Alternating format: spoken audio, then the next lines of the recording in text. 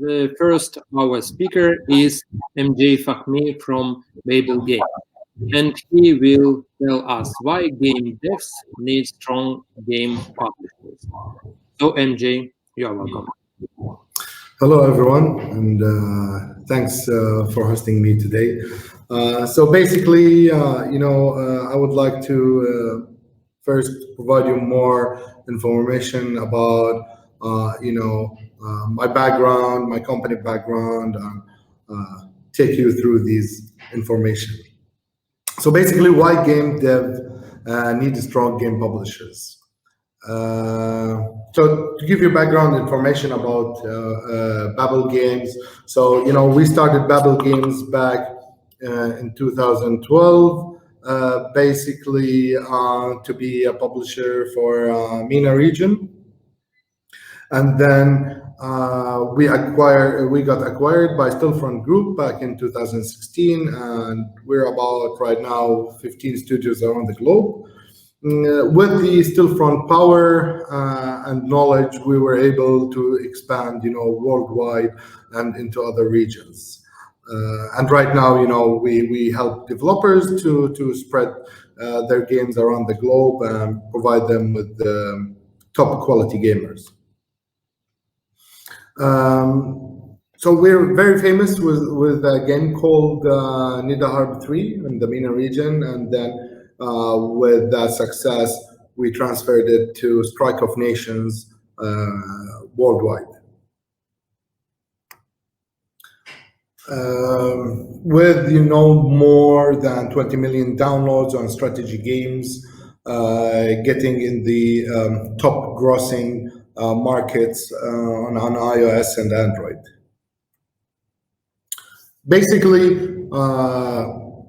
it's all about the risk, right? So developers are always under the risk of, whether self-publishing or go with a publisher. Normally, developers, they work so hard on developing the game for 1-2 years, especially, when we're talking about casual games with meta base or strategy or action multiplayer and so on and so on. There's lots of investment in creating such games. And within this 1 to 2 years, there is no ROI because they're developing and they're working hard to reach the final milestones. What makes these developers take bad decisions? So after developing the game and spending so much money, they want to launch the game, basically, right? Put it on the market. And here becomes the problem is that when they want to put it on the market, they have to spend lots of money on user acquisition and marketing. And then they try to find, funding. They want to find a good publisher. But the problem is because their lack of funding and their lack of resources, they want to do it so fast. So that lead them to taking bad decisions. Some studios, and by the way, all of these are from real examples I've seen in the industry, and I've seen in other studios. So some of them have some really good success, but again, the KPIs are amazing, and they said, why should we go with the publisher? They test the game in the market, it really brings good KPI. But again, even if the game got really good KPI or started monetizing, it's still not in a pace where they can do fast ROI or good enough ROI to cover that 2 years of development, and they want to push it fast.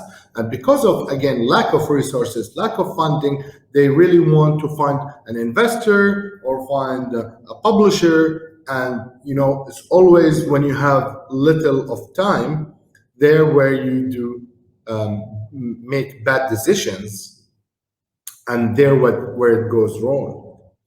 And some other studios also, they start looking for funding, they start looking for publisher, but they actually, it takes long time. They don't find, and it causes them to really go down the hill or close the studio because there's no more funding actually. So these are the actual risks that game developers has to understand when they start developing their game. Another point is lack of resources, and for that, most probably and most of the time that the developer working on developing the game, they lack also other tools that they didn't develop or they didn't have from the start because they're concentrating on developing the game itself, which is, of course, that's the main point. But again, these tools are a major player in making the game successful, like the analytics or the marketing analytics, other tools of how to publish the game and reaching the player, the social media, and so on and so on. And also, when developers put their game online, they lack these resources to understand if their game is successful or not. Also, they don't have the teams that can handle working on these tools, on working on the social media, engaging with the player support, and so on.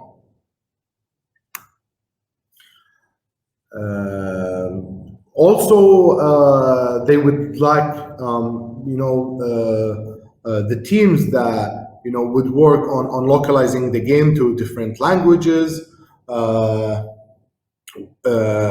having very good marketing team that will be able to provide them with amazing ROIs and be able also to spend those millions of dollars on marketing.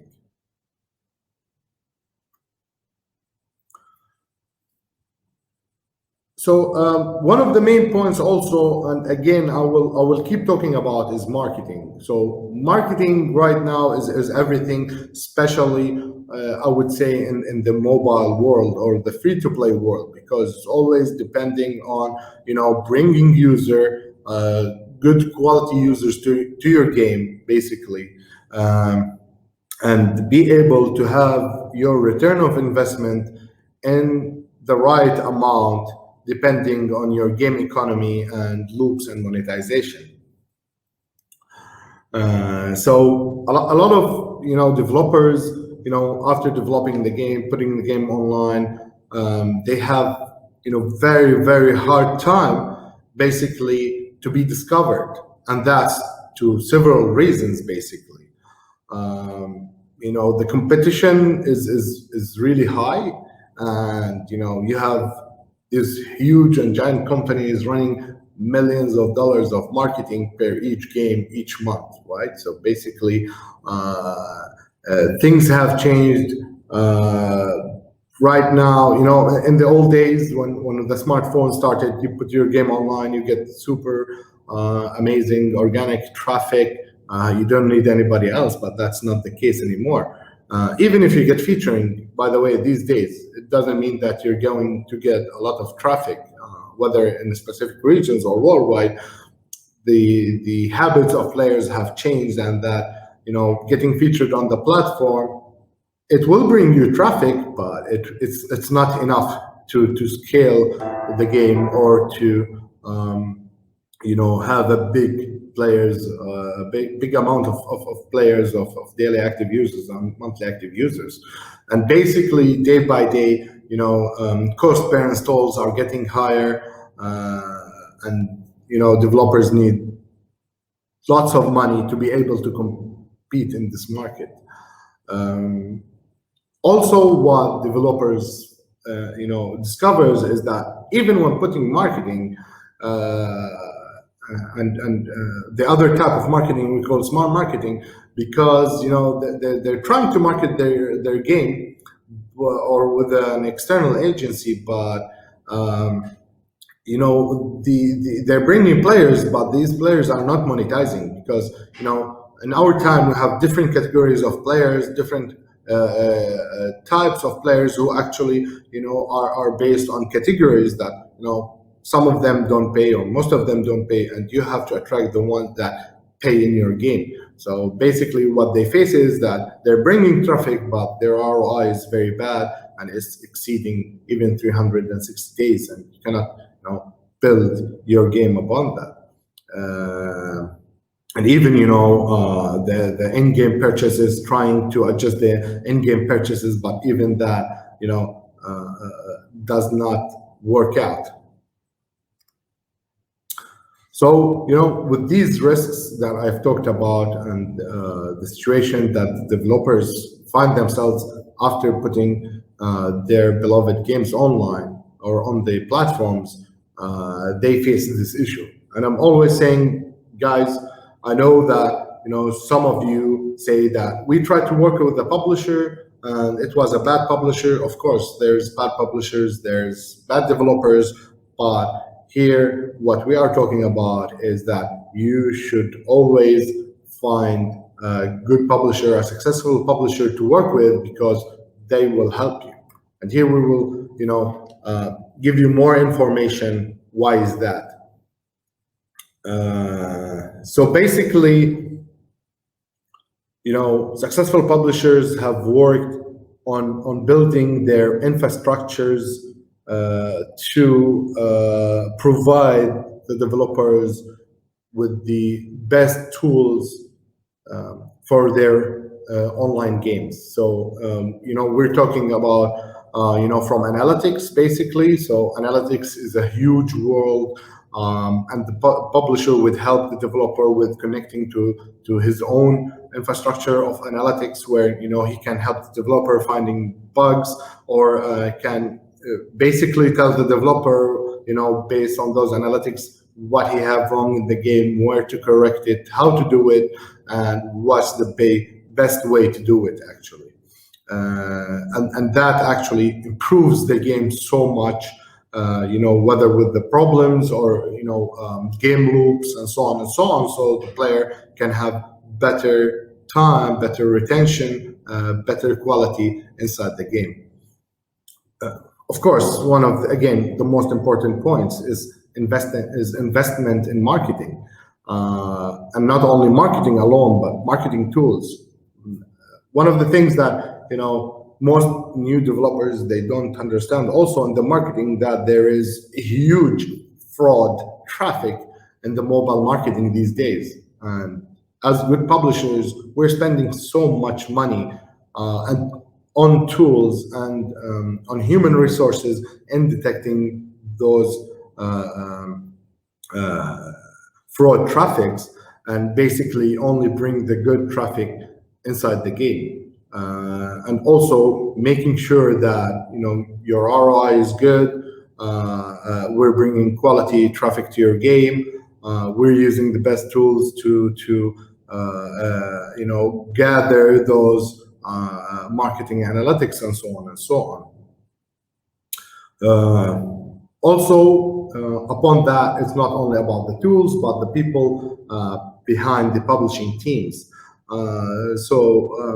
Working on the game, on the platform, social media, customer support, making sure that the game has the right brand and the right audience, and that players can reach us anytime, anywhere, and that we're there to help them and to support them. Also, one of the important key points I always talk about is localization and culturalization. People in Asia, people in Europe, people in USA, MENA, or others can feel that this game was not only translated, but this game was actually done for them. So they enjoy the game to the most, and that actually makes a very big difference to those players. What you gain from these good publishers is the know-how and understanding for the markets, what player wants, what they hate, how to do promotions for the players, prepare for events like Christmas, or Eid or Ramadan, or Asian holidays, and so on and so on. And also making sure that it does not violate any culture, any religion, does not offend anyone, and so on and so on, for the reputation and the brand for this game. Again, when we talk about marketing, we don't only talk about the investment or smart marketing or the tools and so on, but also we talk about the creative art, which is a very important point in actually creating the marketing material, the storefronts, the marketing videos, and it's the main and point that the player will see and decide whether I want to click and I want to install this game or not. And basically, it's very important because it's the first thing the player sees, and if he does not like that, then he will not go all the through loop to reach the store and then install the game. And one of the amazing things that in our industry, that connections is very important, like any other industry. Of course, the publishers know so many people in the industry that help the developer in so many certain ways, whether with the platforms or he's having a problem and need a fix from the engine or so on and so on, or bringing better deals for the developer, which requires lots of effort and long time in the industry for the developer to achieve that by himself. So the big and main question, why to go with a good publisher? So I would say that you don't have to risk your game, your studio. Everybody knows that developers spend so much time and work and effort and passion in creating those amazing games and quality ideas. It's getting harder and harder by the day for small development or even medium development teams to enter the marketing without huge investment, without a very big team, and without all the tools and know-how that we already discussed. So finding the right publisher for your game is the best thing you can do, because you are minimizing the risk of failing, and of course you will have better success together in the market. And basically, I didn't want to make this too long for everyone, but I would be happy to answer any questions regarding any point that was discussed.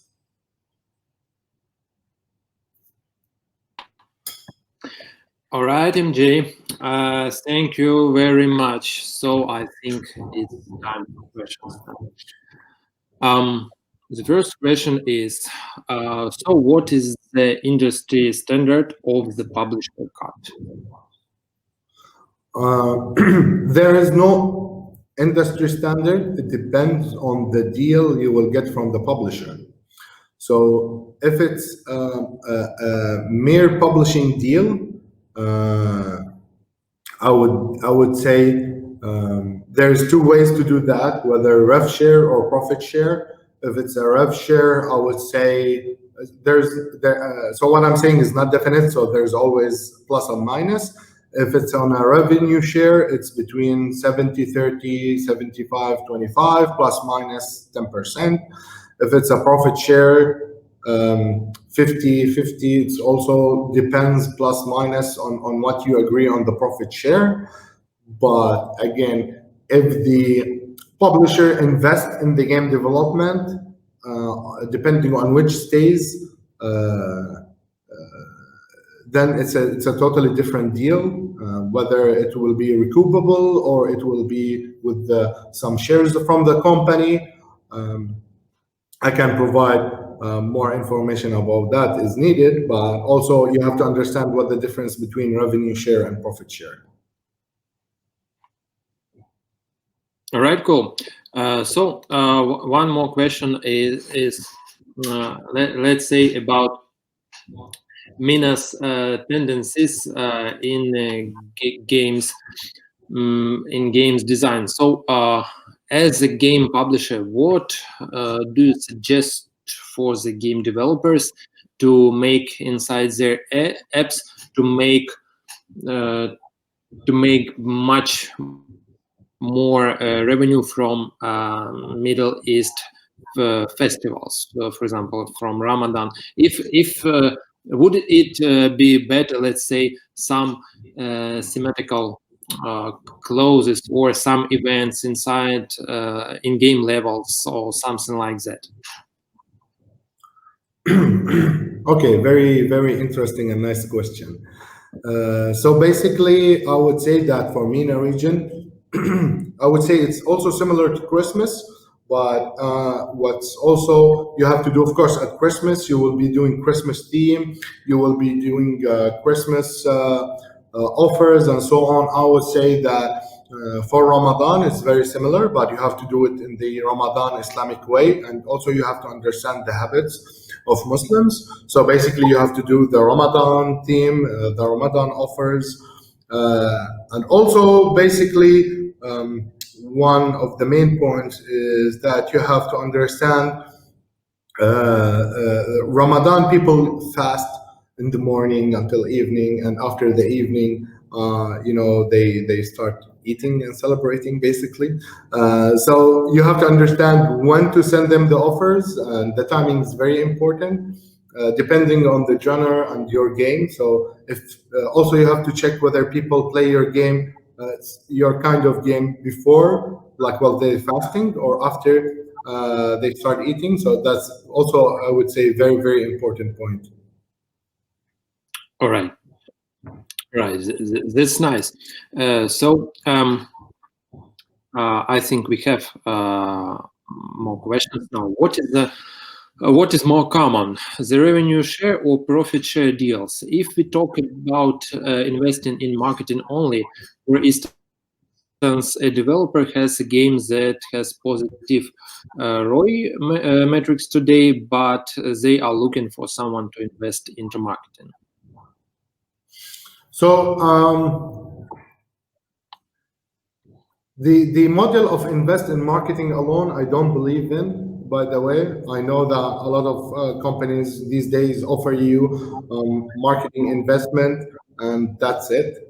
They don't provide any other services, but providing only the money investment, I don't believe in, because again, when you want marketing, let's not talk about localization or customer support and all other things, but when you want marketing, you want smart marketing. It means that you know how to spend each dollar, how to spend it, how to get your ROI, and so on, making sure you're using the right tools, attracting the right players, not getting fraud traffic, and so on. So I wouldn't recommend marketing funding alone without backed up by a team.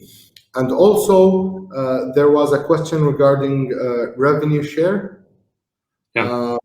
So basically, to make you understand, revenue share is based after platform cuts. So platform cuts take 30%, and then you do the rev share. So normally, I told you it's about 70-30 plus minus 10%, depending on how much effort and how much the publisher will spend on marketing, right? So there where you can decide whether it's a good deal or not. But if it's only a revenue share deal, I would say it could be less than 70-30, 70 for the publisher and 30 for the developer. But it's you have to look at the deal terms to be more specific about the revenue share.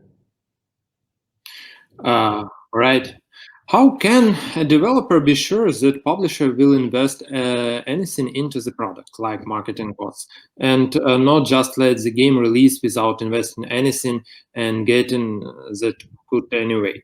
Of course, it's natural that publisher might invest something to gain more profit, but once a contract is signed, he might also be very inactive and just grab the profit. It's usual that it's stated in contracts the percentage of the profit which publisher must invest back to the marketing. Okay, so basically, if I understand the scenario correct, let's say a publisher and developer has agreed that the publisher will spend $1 million into marketing, and then he didn't spend that, right? It looks like. Yeah, basically, so you can take this into two ways. Of course, it's not easy ways. I know that, but again, that's why we call why game devs need strong game publishers and not weak one. And I've seen this into so many cases that a game developer goes with a publisher, some of them even very good known names, and then it turns out that he didn't spend the agreed marketing on. Well, you have two scenarios. The easiest one is to break the contract, find another publisher, and give him the game, because the publisher already have not fulfilled his duty by spending X amount of money on the marketing. And in the contract terms, it should state that if someone or one of the parties that did not fulfill his duties, that the other party can break the contract, basically. And basically the second way is, which is the hard way, which is a lawsuit. But again, okay, but let's clarify a little bit. Yes. The question is if the part of contract, if it's part of contract, how much the publisher will spend, or it is just visually stated. Well, what do you mean? I think we will wait some details. I saw several publisher contracts, and it is not stated there how much will publisher actually spend. That's a very hard one. So if you agreed on a contract where you didn't agree with the publisher on how much he spent or what the volume of the traffic is, so there's two ways to do that in the contract, right? So it's either you agree with the publisher that in the first 6 months or a year he will bring you, for example, 300,000 players. That's one scenario. On the other scenario, he have to spend $500,000 dollar in the first 6 or 1 year, right? So it's either this or that. And if you did not agree in the contract on how much the publisher have to spend, and he actually is not spending any marketing, my best advice for you is that you find a nice way to break the contract with that publisher and try to find something much better for you. But don't stick with a publisher that does not support you. And if, as you mentioned before, the game KPIs are good and that you see a very good ROI out of the players. All right. I hope that answered his question, because it's a very hard contractual question, basically. A specific question. I hope so. All right. So thank you, MJ. It was very nice speech. Thank you again. Now I think we will have a little break, and then we will go on. So I just one more time encourage you to type your questions in chat. And see you later. Thank you. Thank you, everyone.